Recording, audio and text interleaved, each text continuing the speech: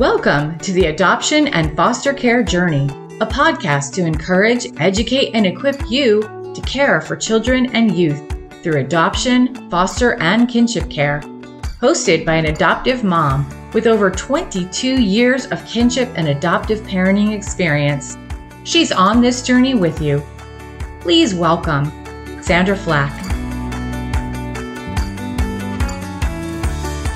I have said these things to you, that in me you may have peace.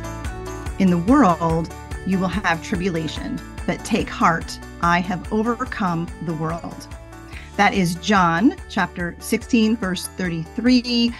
Welcome to the Adoption and Foster Care Journey podcast. I am Sandra Flach. This is our FASD Awareness Month episode series. Fetal alcohol spectrum disorders affect 1 in 20 school-age American children and a disproportionate number of children in the child welfare system. So if you are an adoptive or foster or kinship parent, you may not even realize that you could be parenting someone who was prenatally exposed to alcohol. You may have been told there was some drug exposure, or maybe you weren't told anything at all. Such was the case with one of our kiddos. But it's highly likely that they were prenatally exposed to alcohol. So we talk about it a lot on this show because it is so important that every foster, adoptive, and kinship caregiver understand this invisible disability. So we are a resource for FASD for parents and caregivers. So I hope you'll check out our website, justicefororphansny.org. And this month, September, is National FASD Awareness Month, and Justice for Orphans is a platinum sponsor for Run FASD, which is a national initiative through FASD United, another organization about FASD that you can check out at their website. And we're just gathering folks all across the country to form their own groups or even just go out individually and take a time during the month of September to walk, run, bike, whatever you do, solo, with a group. You can take a selfie, hashtag run FASD. We're doing a local meetup group in our area in the capital region of upstate New York, but you can do it anywhere, anytime throughout the month of September to advocate and to help make this invisible disability visible. So I am thrilled to be a platinum sponsor for this event. And before we meet today's guest, who is an adult adoptee with an FASD, check out these important announcements. Natalie Vecchione of the FASD Hope podcast and Sandra Flach of the Adoption and Foster Care Journey podcast would like to invite you to join their Hope for the FASD Journey, a virtual support community for parents and caregivers raising individuals with an FASD, diagnosed or not. This faith-based community includes an online bi-monthly support group, a monthly VIP conversation, and a private Facebook group which includes a video devotional from Natalie and Sandra every Saturday. To register, visit justicefororphans.org/training/FASD. Our online support community is really vital to this parenting journey because especially when you're parenting a child with FASD, not to mention trauma, it can be very isolating. And I know that our community members, myself included, Natalie Vecchione, who also co-leads the group with me, we just find such encouragement and support gathering together 3 times a month virtually. So I hope you'll check that out. I've got some online workshops scheduled coming up. I am offering a 1-hour introduction to FASD on Wednesday, September 27th at 7 p.m. Eastern Time. That is a great 1-hour session for whether you yourself are wanting to learn a little bit about FASD, or maybe you want your kiddos' grandparents or adult siblings or school teacher, youth group leader, Sunday school teacher, grandparents, babysitter, whoever, anybody who is really interacting with your kiddo, it's great to have that 1 hour of understanding FASD. It's an introduction. I also offer a deep dive. So if this has been resonating with you, if you've been listening to any of our episodes, it's 18 hours worth of content online. It's 6 3-hour sessions. So 6 Wednesday nights in a row, beginning October 11th at 7 p.m. Eastern Time. We use the Facets neurobehavioral model to go deep into the weeds of FASD. So that's an excellent training for parents, school teachers, providers, relatives, anyone interacting with your kiddos. So you can check that out. We do offer certificates of completion for all of our workshops. So if you need that for your foster parent continuing training, you can do that. We also offer CEUs for social workers licensed in New York State. So you can check out all of our training, all of the workshops that we offer, or if you're looking for something specific for your group. I travel, I do in-person workshops, online workshops, one-on-one coaching, whatever you're looking for, you can reach out to us. You can find out more at our website. Again, that's justicefororphans.ny.org. So now I am so excited to introduce to you our guest. Emily Hargrove was diagnosed with full fetal alcohol syndrome at the age of 1. She grew up in an adoptive family and is now married and a mother of 1 new baby, living in Kentucky, where she and her husband are student pastors at Relevant Church. Emily has a bachelor's degree in psychology and counseling and is working on concurrent master's and Ph.D. with a planned dissertation on FASD research. She has been a member of the FASD Change Makers for more than 7 years and is one of the co-authors of the first Lay of the Land survey on the health issues of adults with FASD. We're definitely going to talk about that. That was published in 2020. Emily is also the Community Education and Advocacy Specialist for the Papillon Center for FASD, the National Organization of Fetal Alcohol Syndrome's Kentucky affiliate, and was a founding member of the first national self-advocacy network, Self Advocates with an FASD in Action. She's a former expert panel member for SAMHSA's FASD Center for Excellence, co-authoring treatment and intervention protocols implemented throughout the United States. As a member of the Adult Leadership Committee of FASD Changemakers, Emily has the honor of partnering with them with a focus of strengthening autobiographical voices of adults with FASD in research. Please welcome Emily Hargrove. Hey, Emily, welcome to the show. Hello. Thank you I'm so excited to have you. I have listened to you on other FASD podcasts, so I know a little bit about your story and just I'm so inspired by you and can't wait for our listeners and viewers to hear your story. So if we could go back kind of to the beginning, what do you know or remember about your birth story? Yes, so I was born in East St. Louis, and my parents, and something that I always want to add before sharing about my life-giving parents is I think it's so important to be careful in sharing their story because yes, I have my story, but they have their own. And I never want to share their story from just the perspective of mine. And I think in doing so, it can help to restore some sort of dignity back into their life. You know, something that someone told me, oh my goodness, I don't even remember how many years ago now, was that she likes to call biological parents life-giving parents. I love that.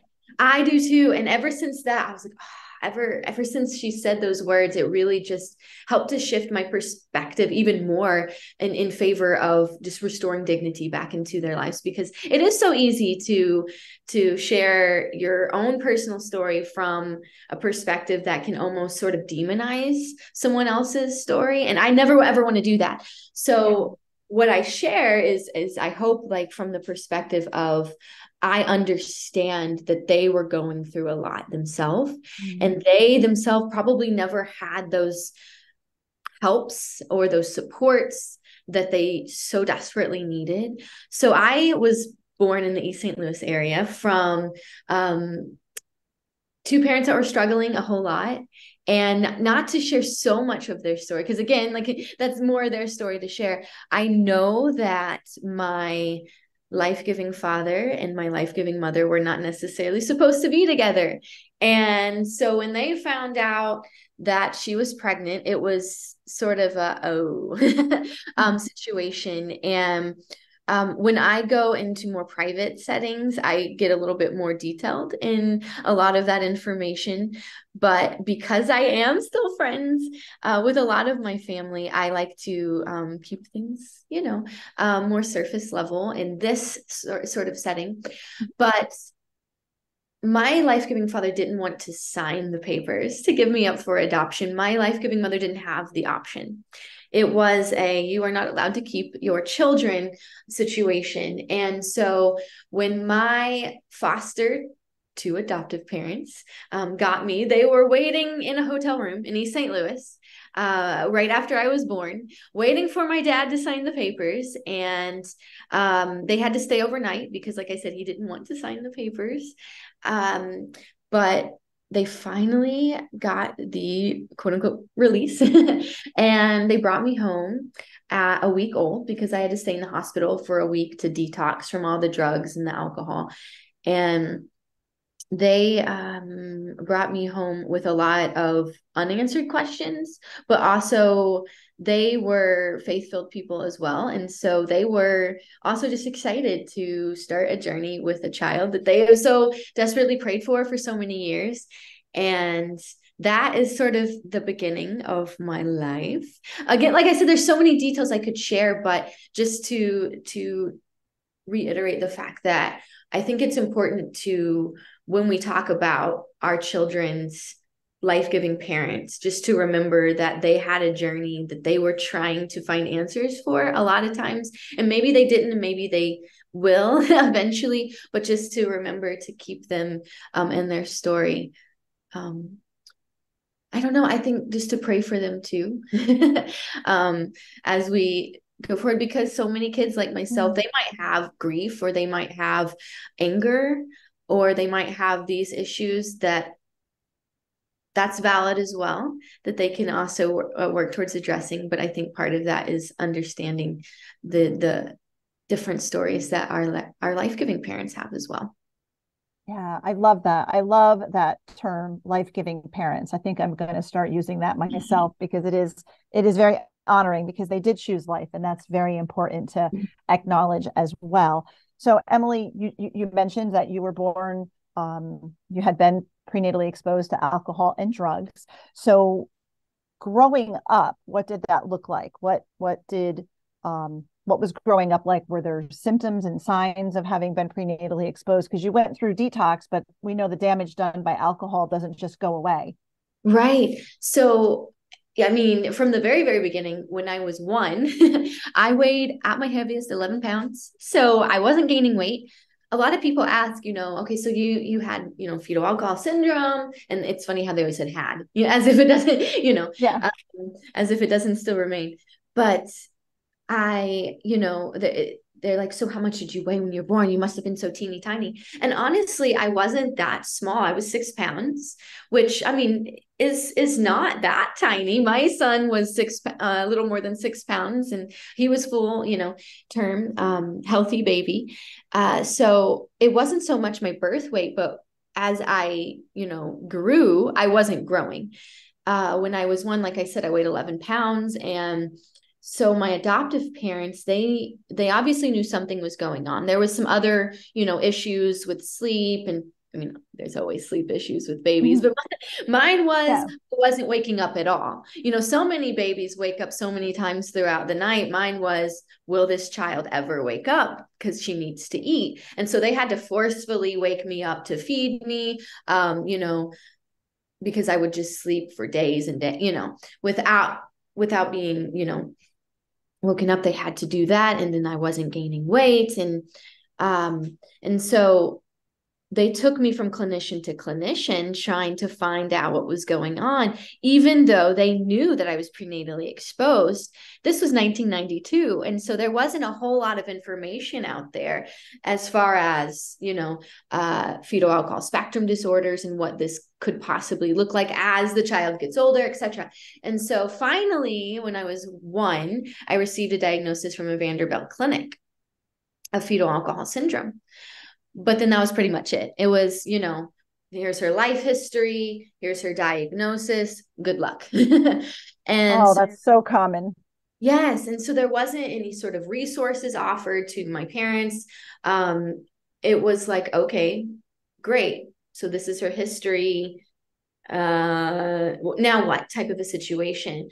And so they didn't really have much to go off of, except they ironically were putting me in so many different things that were helping me and didn't even realize it. So, I was put in so many enriching environments, and that's a huge piece of this is not being thrown in overwhelming environments, but enriching.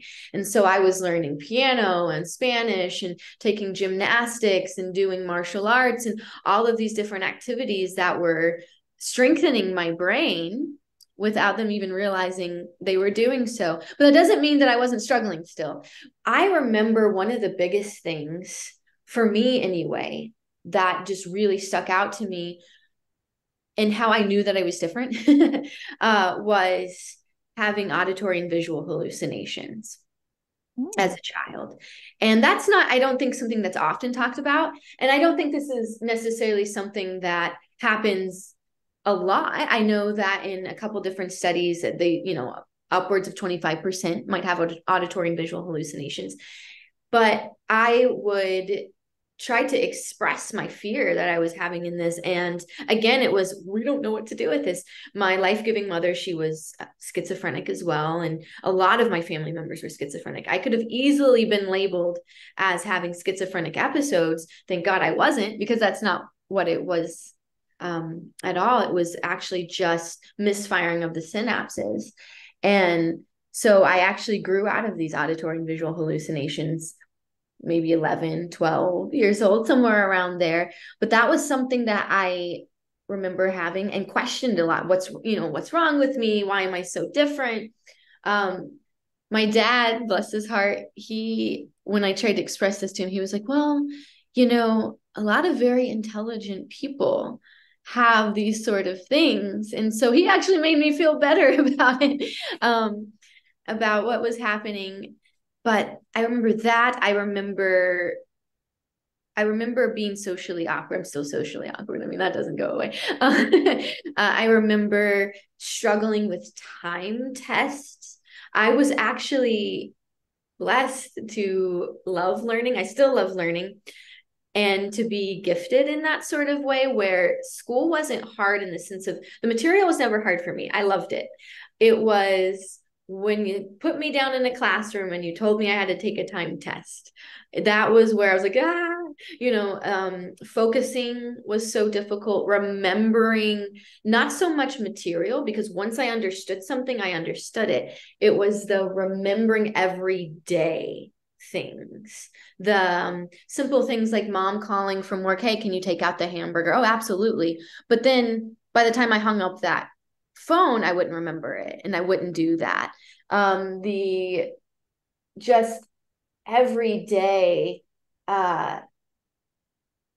just executive functioning, the adaptive functioning skills that we're lacking. And I think, like, if there's anyone listening to this that maybe isn't super familiar with FASD, but is more familiar with autism, they can relate to that concept, because that's so often talked about in the autism community, is these executive function or adaptive functioning skills. There seems to be a gap between, maybe they're super gifted in school, but there's this invisible gap of, well, then why can't they do everything else, function in that sort of level. My stress levels were always high.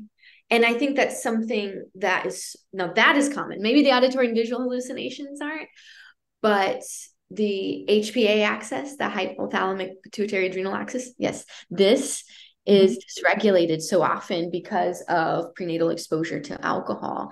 And so our brains are constantly in this hyper stress mode. And so that can look like misbehavior. Like if we act out in a certain way, or if we yell out, or if we, if we run away because we're trying to get away from all of this, this can look like behavioral issues, but really the root of this is our brain is not functioning the way it should. And having this sort of empathy towards people in this, I think is so important. The sensory overload.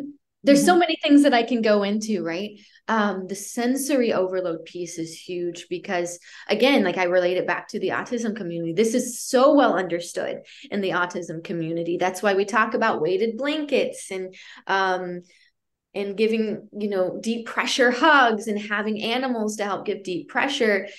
And that's, I think, also important in the FASD community as well, because we're constantly being bombarded with stimuli. And something I speak a lot, and something that I always like to share is I ask people, how many senses do you think that we have? And often people are like, oh, we have 5. Duh. I learned that in the 2nd grade. And I'm like, well, actually, we have so many more senses than just our 5 common senses that we teach our 2nd graders, right? And so if you imagine constantly having all of this information, empirical data, we have to filter through all of the time, that itchy tag on the back of your sweater, the hunger pains in your stomach, the bright lights, the sense of smell, gravity. Did you know that our skin is always picking up the sense of gravity on our skin? All of these things, most of us can habituize. But if you are someone who is always in this fight or flight mode because of maybe some HPA axis dysregulation, for example, then oftentimes those sensory pieces cannot be habituized. Or in other words, our brain can't tell us, oh, that's not a danger piece. What I'm saying here. And something that I always like to share too is about this study, which is, I'm science minded. I can't help it. I love it. Keep going. About C. elegans. So something I always share is there was a study done. There was these little petri dish creatures called C. elegans. Hey, they have, gestational period short. That's why they use them. And you have this petri dish here where the C. elegans were not exposed to ethanol or alcohol while developing, and this petri dish over here where they were exposed to alcohol while developing. So the scientist tapped the side of the petri dish of the C. elegans that were not exposed, and they swim backwards because that is their response to the stimuli. So they swim backwards to get away from the stimulus. So what happens is they tap the side of the dish so many times, and what do you think happens? Go ahead. They eventually stop swimming backwards because they realize they're no longer being threatened. Oh, I see. They got used to it. It's not a threat. Yeah. It's not a threat. So they can habituize this tapping, the sensory input. Well, in this petri dish over here where they were exposed to alcohol, and the scientists do the same thing. They tap on the side of the dish. What happens every single time is the C. elegans swims backwards. Every time that C. elegans thinks that it's in danger. And that's what's similarly happening in the brain of an individual exposed to alcohol, is all of this information can constantly be filtered through. This could be a danger input. So we don't necessarily tune out things very easily. Or the flip side of that is we can tune out everything all at once and we can look like we're completely shut off. And so as a child, those two extremes happened a lot. And so that played out in so many different scenarios of me running away, of me literally running out of cafeterias because I couldn't handle everything that was going on around me crying at a sporting event, just me lashing out because I was so overwhelmed, even though it looked like I shouldn't have been, because, well, what's wrong with her environment? There's nothing wrong with her environment, right? So that happened a lot. Even just the simple things, like I couldn't stand the way socks felt. And my dad would get me dressed for school in the morning because my mom, she worked in the hospital, and so she had to be there early. And so he'd be the one getting me dressed and fixing my hair. And he'd be like, I don't understand why she won't let me fix her hair or put socks on her. Just simple everyday things like that. To the physical conditions that I was diagnosed in high school with, just like the heart conditions and the scoliosis and all of these other areas that, looking back, oh my goodness, so easy to explain. But when you have actual medical doctors telling your adoptive parents, oh, this has nothing to do with prenatal exposure to alcohol. Right. You believe them because as a 15-year-old kid, you're supposed to believe your doctor. As the parent, you're supposed to believe the medical expert. And so now we know better, right? And we can go in and we can advocate for ourselves. But you asked what it was like growing up and the symptoms I have. It's numerous, and I can think of so many different stories, but I think this is probably resonating with so many parents that are listening. Oh my goodness. And all of these times where we don't connect it to possible prenatal exposure to alcohol, and all the times where we think it's strictly behavior and we don't realize that it's actually secondary, or it's really just a physical condition of brain changes. Yeah. Such a good explanation and description of it. And I know on our podcast, I have done a whole series of episodes, each one addressing the various primary symptoms of an FASD. So executive function, memory problems, sensory, each one of those symptoms, we kind of break down what does that look like, why is it taking place, and then how parents can accommodate. And you said your parents, without knowing, they were accommodating you in a lot of different ways, because back then, there weren't the resources. There's more resources today, but there's still a lack, right? Because when my boys got diagnosed about 12 years ago with FAS, and it was the same thing. Here's your diagnosis. Have a nice day. We weren't given anything. And I talk to parents today who will take their kiddo to a developmental pediatrician, and they'll get a diagnosis. Sometimes they don't. I have one specialist in our area, a developmental pediatrician, who I know of several parents who've gone there, and basically they explain on a piece of paper, this is what it is, but then they don't give the diagnosis. They say, come back in a year, right? And what good does that do? So it's very frustrating. But your parents did a lot of good things you mentioned, but you are so well educated in this. When did that happen? When did you finally, where did you get your FASD training where you were like, this is what's going on, where you really began to understand FASD? My mom was really great at, from the beginning, just explaining, okay, you're adopted, your brother's adopted, you come from two totally different families and two totally different stories. And here's what I know about these stories. And I think it's important that you understand this. And for me, that's a huge gift and blessing. And I always encourage, if someone comes to me and they ask me, hey, do I tell my child about, I'm like, oh, absolutely. Of course, in the way that they best can understand it, at their age level, of course. And so I had always known that I was prenatally exposed to these things. And in fact, she wouldn't just tell me, she would show me, here's this newspaper clipping of your dad's funeral, and here's this medical report, and here's what was said here. And so I would have, these pieces of evidence. And to me, and I've always described it, it was like and I feel like maybe other adoptees can relate to this. If you're adopted, sometimes you kind of just feel like you're floating, like, who am I? And so these kind of literal, physical, material pieces that she would show me helped like weight me down. Like, oh, this is who I am. And not in the sense of like, oh, I strictly identify as just someone with FASD, but it helped me understand from where I come, and it helped me understand maybe why I struggle some of the ways that I do. And when she told me, oh, yes, you were diagnosed, when you were 1 from this doctor at this clinic, I Googled, which is both good and bad, right? Exactly. You can find some bad things on Google, but the more I researched, the more I was like, aha.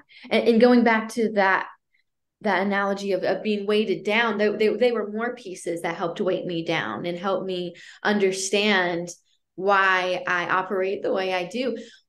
So often we talk about, maybe personality tests and how those can be beneficial because they can help us learn how we relate to ourselves and relate to others. And we can talk about how other medical diagnoses help us navigate, better how we can support ourselves and help others support us as well.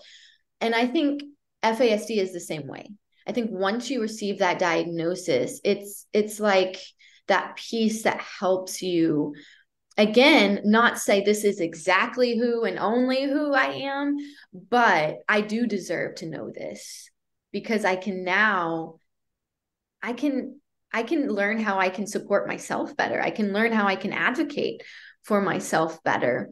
And so that's, I think for me, really, I didn't start that deep dive until I was probably around 17.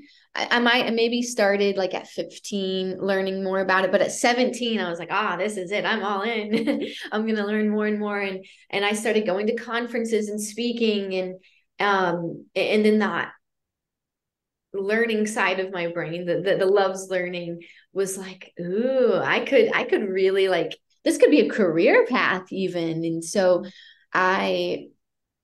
once I started deep diving into this, it was like, okay, all right, this is it. And again, that education piece I think is so important for not just the parents, but I think it's a gift to give to the child as well. Yeah. And you dove right in and tried to learn everything that you could about it. And then I think you did sort of choose it as a career path because you have a bachelor's, you're going through for your master's, which that gives us hope, because I know so many kids in foster care, I know you were adopted, they don't always go to college, right? And then especially if there's learning challenges because of prenatal exposure, they need a lot of special education, my boys included. So how do you navigate college and learning with an FASD? So I I'm almost done with my PhD. Oh my goodness, this has been a journey. Wow. So there's, for me, I've definitely learned that if it's something you're passionate about, it's easier. So many people are like, so is this harder than you thought it would be? And I'm like, no, like, I think it's been easier because of how much I love, learning, but and I love dedicating my degree towards FASD. And I think that's a huge piece of it. And so if someone's passionate about something and they're determined, that's way more important than having any sort of intellectual, level, certainly. So, and that's, again, something else that I've learned. So many people think that, oh, you have a PhD, you just must be highly intelligent. And maybe they are, and that's great if they are. But I think the more you learn how much you don't know. And so it's actually a huge humbling experience, for one. But then the other part of that is it's not so much about the intellectual level. Cool if you have it. If you don't, fine. It's about that level of determination that I think can be carried out not just in the educational sphere, but in all aspects of life, that I've learned that those with an FASD have. We persevere. Sometimes we perseverate on things we shouldn't, but if we can refocus that onto the pieces that are important, onto the passions that are important, that can carry us a long way. And so for me, that's carried me. Now, as far as challenges go, when I was an undergraduate, it time test again. I go back to that carried on in undergraduate. And so I would have to fight for extensions of time for tests. That never meant necessarily that I got that much of a one. But that was something for me. I struggled with being on time for class. But I think my teachers were very graceful, because I was always number one or number two in all of my classes. And so they, I think, were very understanding in that way. Thank God that I didn't get kicked out or anything like that. At this level, as far as, graduate school goes, I have gotten married and had a kid since starting the Ph.D. program. And I have been able to take it at my own pace, which has been great. Sometimes I get in my head and I'm like, oh, Emily, you've been at this program for however many years now. Is it 5 or 6 years? 5 years.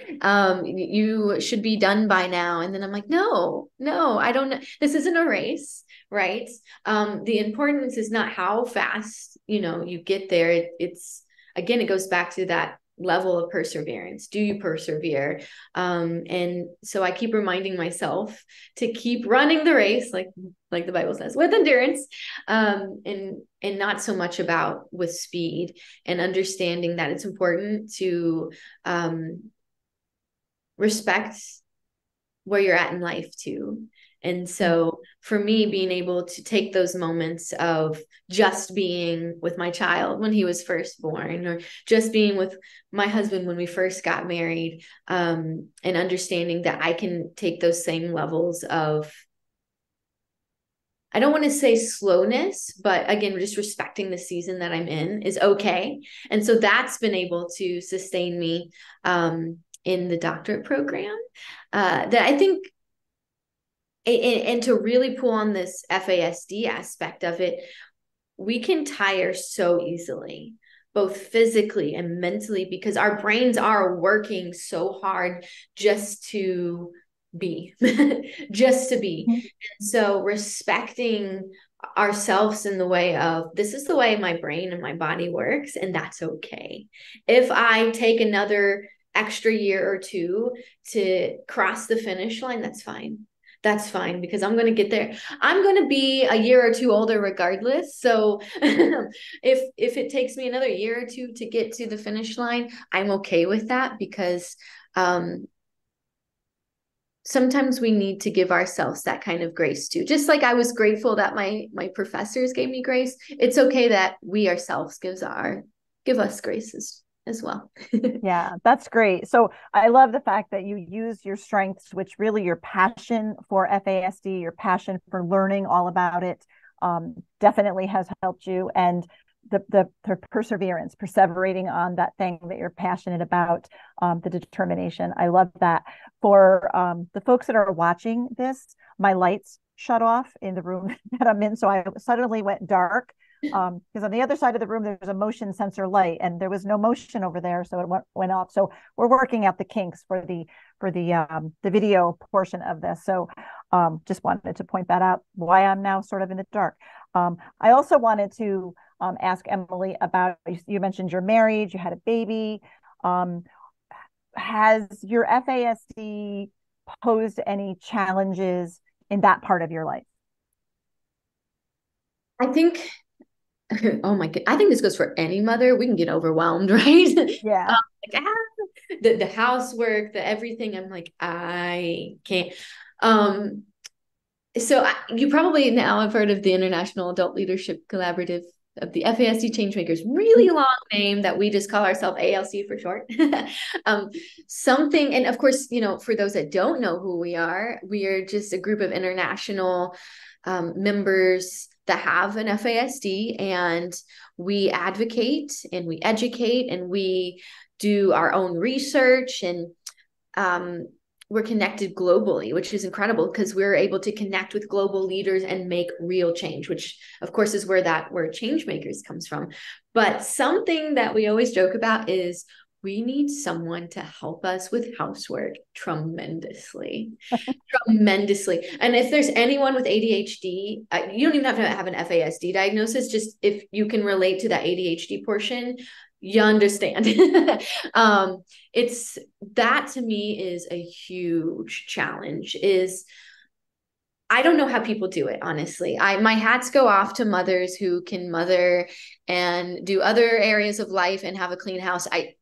When I go to other moms' houses and their houses are immaculate, I'm like, oh my gosh, you are a superwoman. Like, because I can't do it. It's so challenging to me. I am someone who I'm an in the moment type of a person, and my focus is on one thing essentially. So if I'm at home with Elias, that's my son's name, my focus is heavily on him, and I can't necessarily split up my focus in a way where I can be executively functioning the way I should, where I can do this and this and this and this and do it well. It's just not going to happen for me. And again, going back to my brain and my body, they tire easily. And so I probably rely too heavily on caffeine. Who doesn't though nowadays? I'm sorry, kidneys. But it's when you wake up tired because you don't sleep well. Well, for one, my child still doesn't sleep through the night. But then I just don't sleep well in general. And then when your body is struggling, whether it be with a migraine or the heart condition that I have, or my anemia or my hypoglycemia, and then when you're trying to make sure your child is fed and you're doing all these other things well, and then you are like, I didn't eat. Oh my gosh, I forgot to eat. And then, oh, now my hypoglycemia is acting up. And then just being completely transparent. And I think a lot of moms just relate to this in general. Then you feel like I failed at everything, right? Like I can't do anything well. And so those are definitely challenges. Of course, they're not rational thoughts, right? I know that we get in our heads and then we think, and so then we have to rationally talk to ourselves. Wait a minute. Did your child survive? Yes. Was he well loved? Yes. Okay, we won. We won the day. That's right. That's right. Might not have gotten anything else done, but I won today, at least in that regard. So those definitely are challenges. And then I think that carries over in just being a spouse, in the sense of, okay, so if I'm not doing all of these things well in the home, then that probably reflects on me, and then again, that goes back to, am I being rational? But then another part of that is I'm pulling out this socially awkward piece here, is that I don't necessarily communicate like everyone else. I don't socially connect with everyone else in the same way. My husband is very good at connection and connecting with people and loving on people. And I am more just like trying to remember social rules of talking to people correctly. And, oh, wait, that I probably shouldn't bring that up in this conversation, and I just sounded so weird. And and so just navigating relationships alongside of my spouse and trying to be normal, whatever normal really means, is another piece of that. And for me, I don't crave being in other relationships in the sense of, oh, I need to have multiple friendships, and a lot of people want to say, okay, well, biblically that's not right, because we're meant and built for community. And I can relate to that, and I can understand that. And I think to a degree, yes, absolutely. for me and my brain, that is exhausting beyond exhausting. And I'm not just talking about introversion versus extroversion. That's a piece of it, sure. I'm talking about when we are constantly trying to, again, navigate social rules, be normal,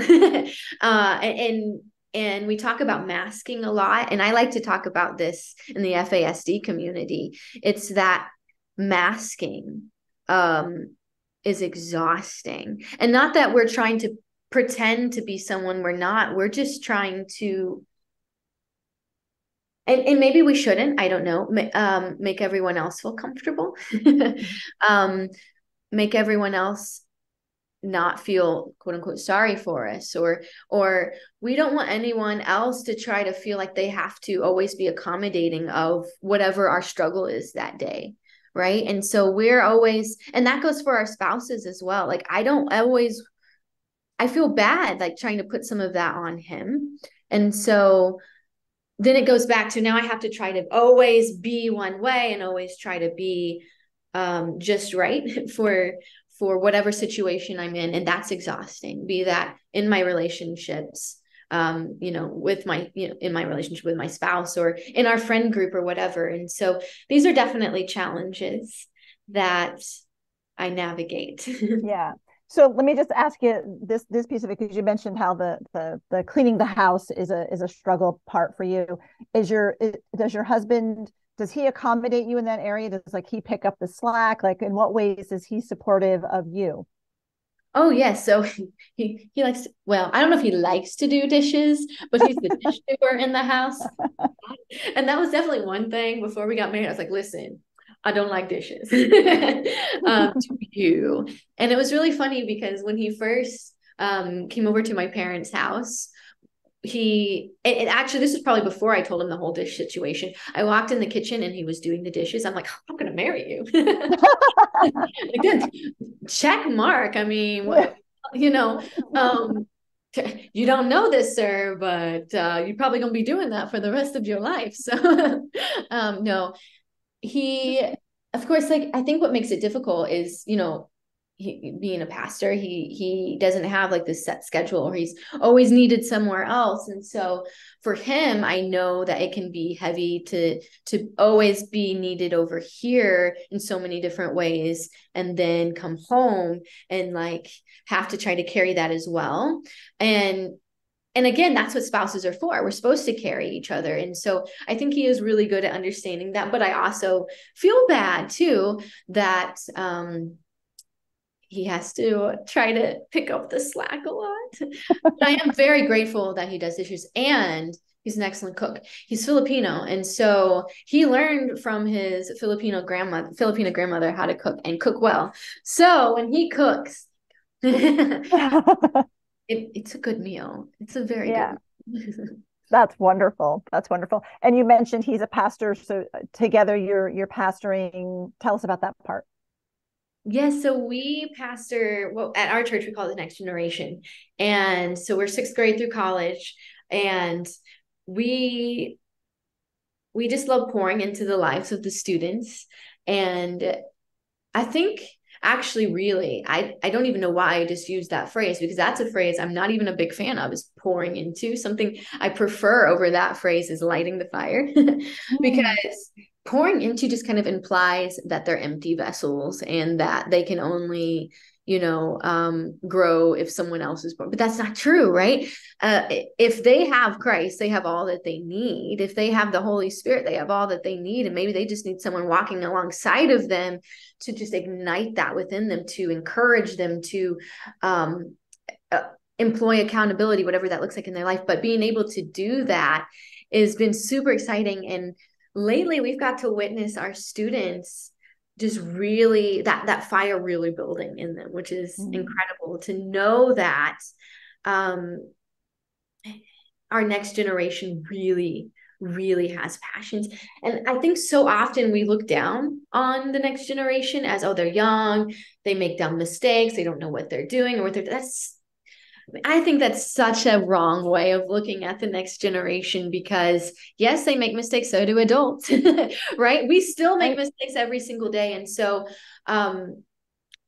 they, I think, can be more encouraging than sometimes even the quote unquote older generation, because of the passion that they have and the fact that they're not letting it go out, and the fact that they're wanting to feed it, and the fact they're wanting to grow and learn and make a difference in their community and in the world around them, has been super exciting to walk beside and witness.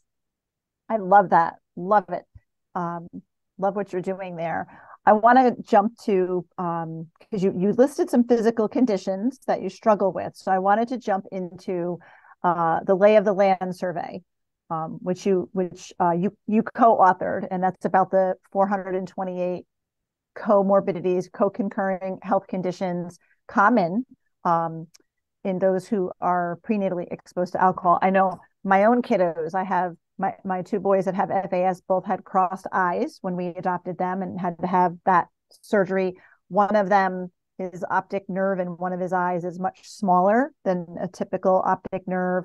One of them has severe scoliosis and had to have multiple surgeries, has a lot of skeletal, abnormalities, I guess I would say. So I totally get where these comorbidities are definitely related. So would you share about this study, how that came about, and what was discovered through it? Sure. So you mentioned cross eyes. I immediately thought about how I was born with cross eyes too. But the 428, that actually comes from Dr. Peplova. She wrote that study on the comorbidities. And Popova, I don't know why I was calling her Peplova. It's Popova. If you want to look that study up, that was back in 2016, I believe. But our study, I'll tell you actually how it came about, which I think is pretty. We were sitting around, when I say we, members of the ALC, we were sitting around in Canada at a conference, and someone mentioned something about hernia surgery.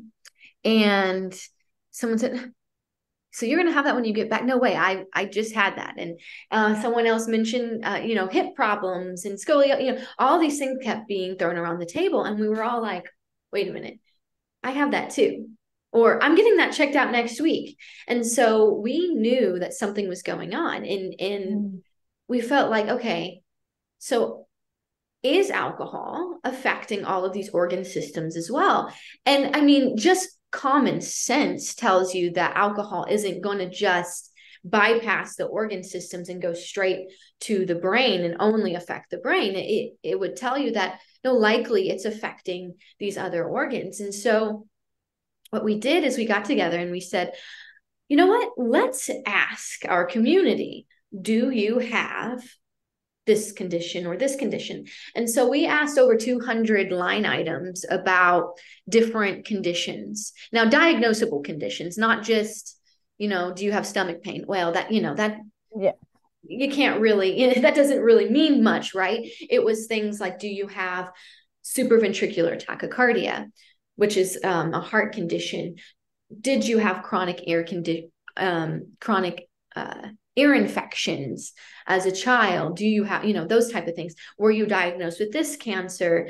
Have you been diagnosed with early onset dementia, et cetera, et cetera? So all of these different conditions. And so over 500 people responded to this survey. And what we discovered was that for nearly everything, those with an FASD have increased risk of developing these chronic healthcare conditions at exponentially increased rates as compared to general population statistics. And so that's what we were looking at was, okay, so how often does it occur in the general population compared to what people were saying in our survey? And so for all of these conditions, with the exception of obesity, ironically, it was just occurring in rates that it shouldn't be, but are. And there's so many different things that were reported that, okay, well, that typically doesn't happen until someone reaches the age of 50, but the average age of the respondent was like 27.8. 27.4. I'm trying to remember because we actually reopened it and redid the statistics, but it was below the age of 28, below the age of 30. And so how is it that all of these things are occurring at such increased rates at such young ages? And so what we were saying then is, okay, there needs to be more research done here. What, what's going on? What are the specific mechanisms? Now, are we aging faster? Are we breaking down faster? What does this look like when we do turn 50? All of these different concerns that we have. And then part of it, I think a huge piece of this is if we understand that indeed our physical health, not just our brain, but our physical health is being affected to some degree, then can we do things to help prevent, not necessarily prevent it from occurring, but prevent it from progressing or prevent it from being as severe as maybe it could? Because if we're going to our cardiologist, like I did when I was in high school, and saying, hey, this is happening, I'm passing out, my heart rate, it got up to 180 beats per minute at rest, and something's going on. And I'm telling my cardiologist, hey, I was prenatally exposed to alcohol. And he looks at me and says, that has nothing to do with your heart. And it's like, oh, wait a minute now. Yes, it does. If we can better understand that, no, in fact, a lot of these physical problems can be brought back to that prenatal exposure to alcohol, then I think that we can employ better, again, maybe not necessarily prevention, but just better intervention and better understanding. And then another huge piece of that was that we started to see and understand that medicine doesn't work in the same way. There's so many contraindications within our population, but then maybe there was just paradoxical responses as well. Like, and I go back to the auditory and visual hallucinations that I was having as a child, and I could have been diagnosed with schizophrenia, but I wasn't. If I was put on an antipsychotic, it wouldn't have worked. But I would have been put on medicine my parents would have spent money. I may have had negative side effects, and all for what? And so if we better understand how our physical health can be affected, and see that in our children as well, that, oh, you know what? Maybe they're struggling not because of a behavior issue, but because they can't hear in school. And so maybe they're acting out because they have a hearing deficiency, or maybe they aren't behaving the way you think they should because they're not sleeping at night. But if we are not understanding that, and then I go back to myself and I said, these are ways that I knew that I was different, but there's a lot of ways that I didn't know I was different because I didn't know not everyone acted that way. I didn't know that it wasn't common to wake up every 20, 30 minutes at night. How was I supposed to know that? I wouldn't have known to go to my parents and say, I'm not sleeping at night. I wouldn't have known that because I just assumed everybody slept in that way. But if we understand that these things might be affected, then maybe our parents can say, hey, I've been thinking about this and I've noticed you start getting shaky. Maybe your blood sugar has dropped. I don't know. There's so many different scenarios where if we better understand that our physical health might be affected, then we can address that as opposed to trying to think that, oh, this is just a behavior issue and we can address it with medication. Yeah. And we've had a similar experience. My son, who had the severe scoliosis, we adopted him when he was 3. His spine was like a little corkscrew. And as he grew, it just continued to twist. And we had a fabulous orthopedic surgeon who treated him. And he was, my son was, I always said we were a long-term case, right? A frequent flyer at the orthopedic surgeons, multiple surgeries. And I would point out, because my son was always a topic of conversation in the OR as he was on the operating table doing what they were doing to his spine. Other people would comment on his interesting skeletal system, right? And I remember telling the pediatrician, the orthopedic surgeon, I think that the prenatal exposure to alcohol had something to do with this. And the doctor was I loved him, but he was dismissive, like, oh, we wouldn't know that. And I think specialists tend to focus on their area and not see all the connected parts. Whereas, as parents, or as you as an individual with an FASD, we kind of see the whole picture, and we can see how, it makes so much sense. While this baby was in the womb, if mom was drinking during the time that the skeletal system was being formed, it makes sense that the skeletal system would have been negatively impacted by the alcohol, not just the brain, right?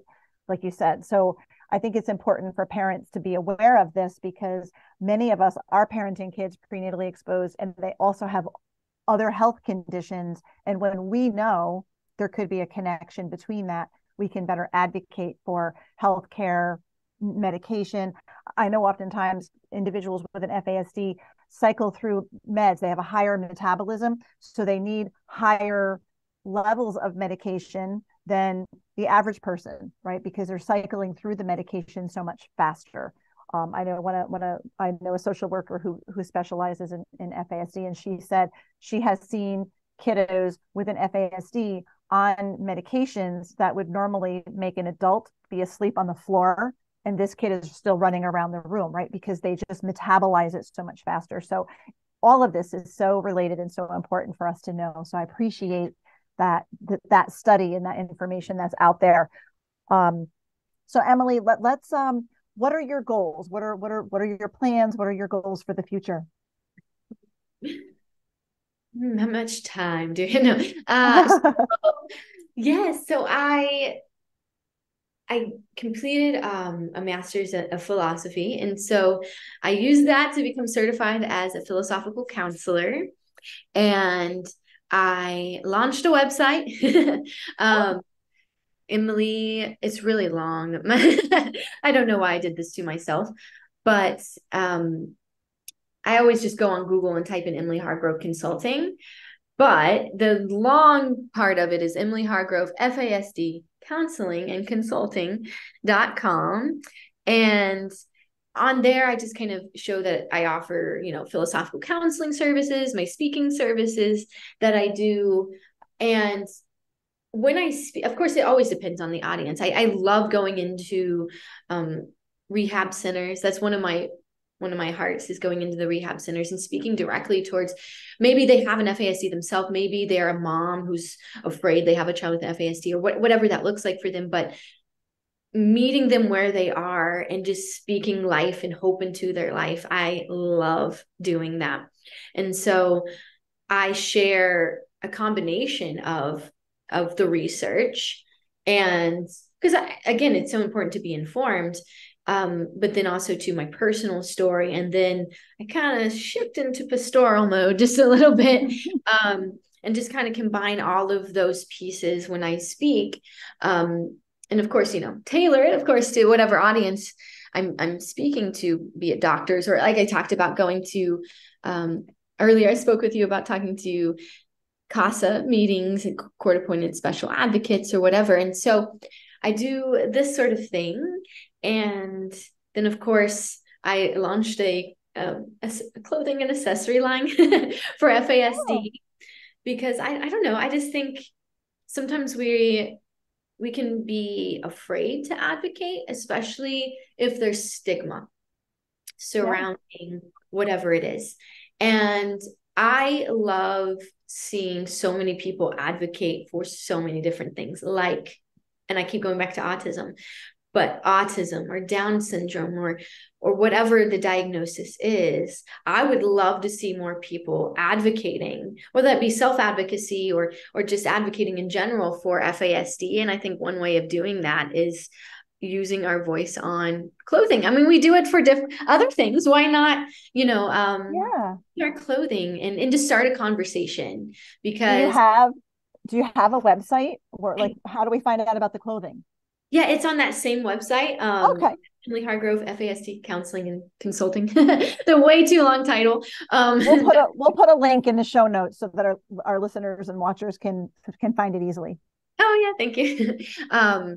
Yes. And so for me, it's hopefully a conversation starter to just say, hey, yeah, this is what this is about. Because so many people, I don't know how many times, like, I go into an environment, they know I'm coming and they still don't even know much about FASD or have heard of FASD. And that's one of the first questions, that how many of you have heard? And it's astonishing to me how few people raise their hands. And they're like, no, don't, So I think this is one way of just getting a conversation started. And for me, I want to continue in the research realm as well, which is what my Ph.D. is psychology with a research focus. I love research. I love anything to do quantitatively. Ironically, my dissertation is qualitatively focused. And in other words, I'm looking at interviews, and I'm delving into how individuals with an FASD express their spirituality, their faith formation, in using that information just to help better inform them and in their spiritual or faith development, and those that want to help walk alongside them in that journey. Because I think it's important that we look at that aspect of development. It hasn't been done yet. So I think it's been done in other communities, and it's been very beneficial for those with other developmental disabilities, but not yet with those with an FASD. And so that's something I'm working on right now as well. I just wrote a children's book, but it's really more like a children's book / journal prompt, where it can be used for caregivers or anyone who's trying to raise a child with an FASD, as far as introducing them to FASD and what it looks like for them, what it could look like for them. But not just that. This isn't like one of those, oh, you're going to struggle with this, and this, and you're not going to do that. It's not that perspective. It's how do we look at your FASD in a way where we can build on the strengths of it. And so right now the title is called FASD is My Superpower. And so Wow. it's journal prompts to help them learn more about themselves. And maybe they have some questions, and they can use this to help answer those questions. And it's to help them realize that, yes, I may have challenges, but here's how I can address that, or here's how I can use this to go forward in the best way possible. I haven't published it yet. I'm working on it. But that's a project of mine as well. And of course, continuing all the work that we're doing with the ALC. Some exciting news just came out. We actually get to have our adult conference again, which is super exciting. It will be not in Vancouver this year, but in Seattle, Washington, just right across the border. And so that's going to be occurring next year. I am so thrilled to have FASD United on board to help us launch that, and to help us just be yet again a voice in the conference community, but something that I know so many people look forward to every year, and just to have that going again. I'm going to be there this year. Really? Yes, I'm going to bring my son, who will be 18, with an FAS. So it's my first time, had never been before. And our nonprofit is an FASD United affiliate here in New York State. So I'm looking forward to being there. So I get to meet you in person. Ooh, that's exciting. Yeah. Exciting to actually be in person again, as opposed to just across the screen. Mm-hmm. For sure. That's so exciting. So Emily, you give us great hope. Like I said, I'm a parent of 2 kiddos, 2 teenagers with FAS. That can be so challenging. And our listeners are primarily adoptive and foster parents, definitely parenting kiddos with trauma. Many of us are parenting kiddos prenatally exposed. Some of us don't even know that that's what's going on. So would you offer parents listening or watching some encouragement, some advice as we are caring for kiddos with an FASD? There's so many pieces that I could dive into, as far as just meeting them where they are. Mm-hmm. And that's not just for, of course, our children that we are fostering or adopting. I think that goes for anyone. Meeting them where they are is such a huge part of this employing compassion and understanding is a huge part of what I always share, is just understanding that we all have a story and respecting that story. That's not to say we leave them where they are and say, okay, but we build on that. We pull them out of that. And something that I think as the ALC that we love talking about is the fact that we shouldn't be viewed as individuals that are broken and need fixing.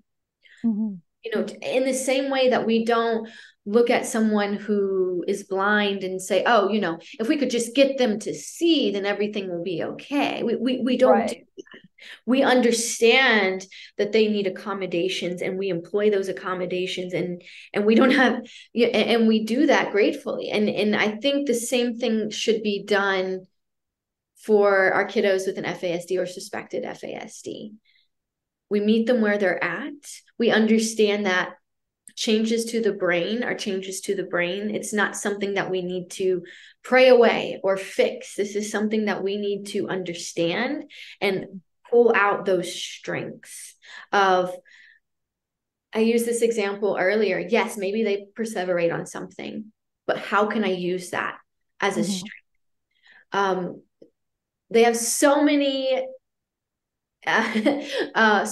ways that they actually can make other people view the world in a better way. And if we can use that and pull on that, I think that's not to say that there aren't going to be challenging days, or days where we don't want to pull out our hair, or days where we're like, what am I doing? And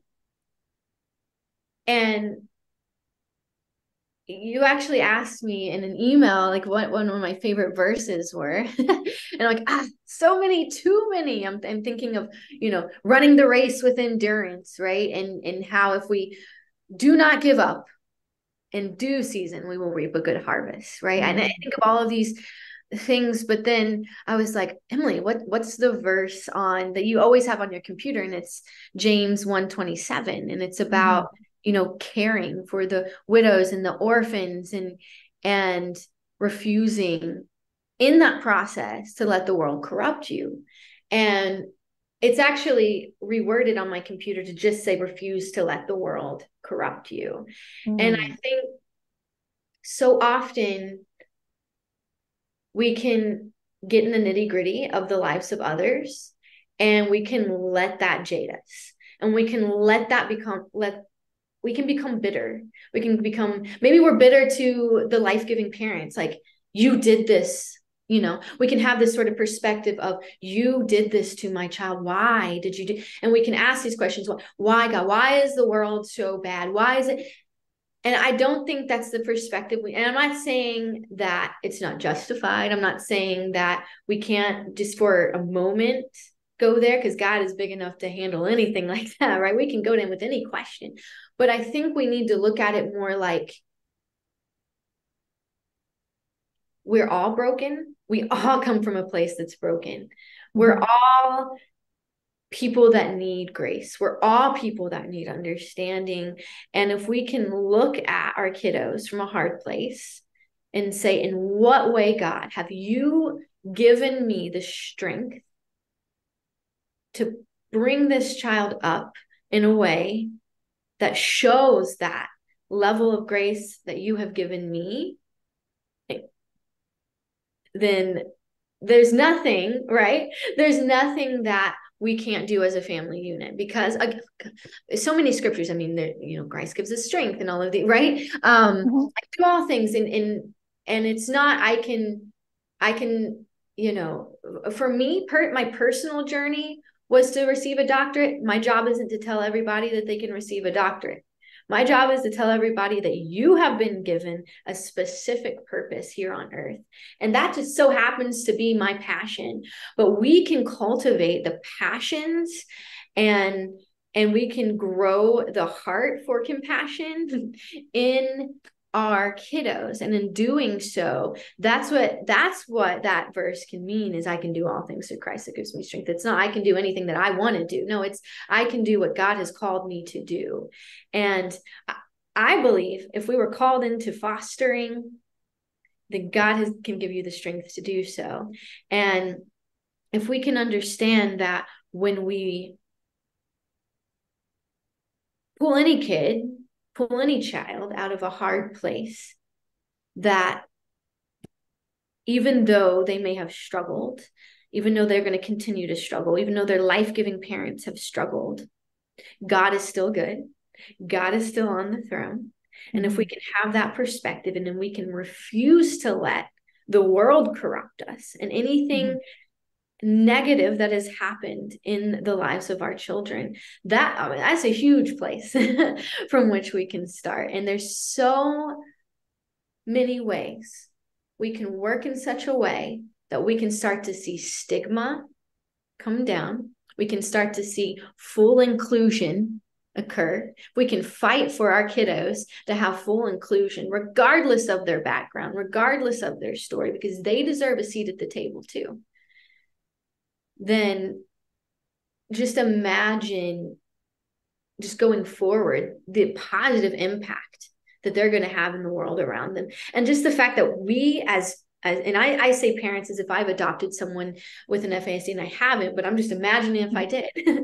Just imagine just the small role that we can play in their life, and just looking forward and seeing their future play out in such a way, knowing that God has gifted them with a unique purpose too. I don't know. There's just so many good things that can come out of having that sort of mindset. Wow. Well, Emily, thank you so much for just encouraging us and sharing your story, and for all that you're doing on behalf of the FASD community and there in your church, and lighting up the youth. I was going to say pour in, but you said that's not the way to say it. I sometimes still say it too, so it's okay. Yeah, it's okay. So, but thank you so much for being with us today. Oh, thank you so much. So Emily was amazing and so inspiring, and this is why FASD is an invisible disability, because she's beautiful and speaks so eloquently and is so knowledgeable and passionate. You would never know she has an invisible disability. You wouldn't know she has an FASD.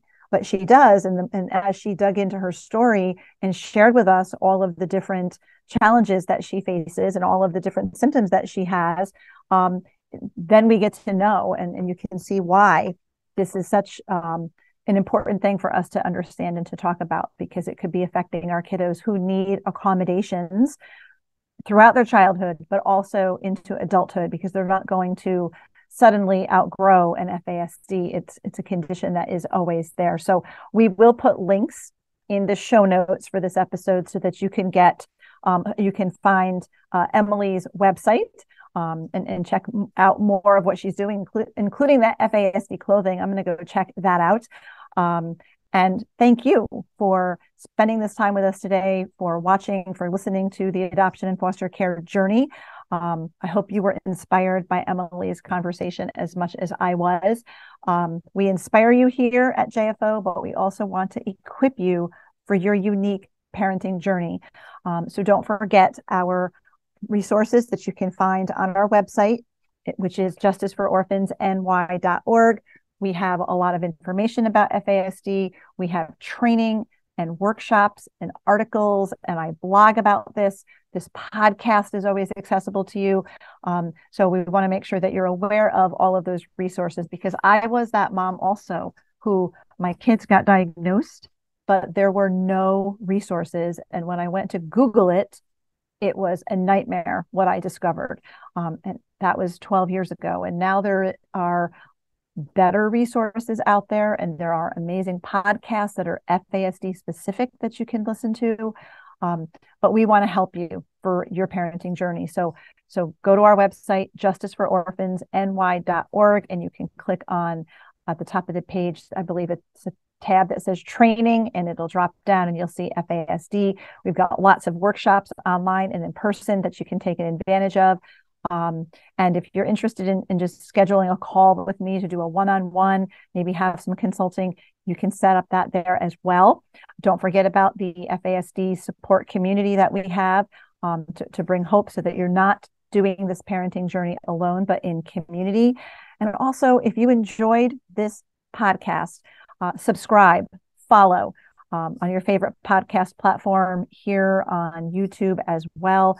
Let your fellow adoptive and fostering friends know, so that they can be encouraged and equipped too. We are also on social media, so you can check us out at Justice for Orphans. I'm there too. You can follow me, Sandra Flach. And I thank you. Thank you for being with us today. I'm thrilled to have you along for the journey. Thank you for listening to this episode of the Adoption and Foster Care Journey podcast, brought to you by Justice for Orphans. We hope you were encouraged today. Please be sure to subscribe to this podcast and leave a review, and share it with your fellow foster and adoptive parent friends so they can be encouraged too. Be sure to find and follow us on Facebook and Instagram at Justice for Orphans, and check out our website for vital resources at justicefororphansny.org.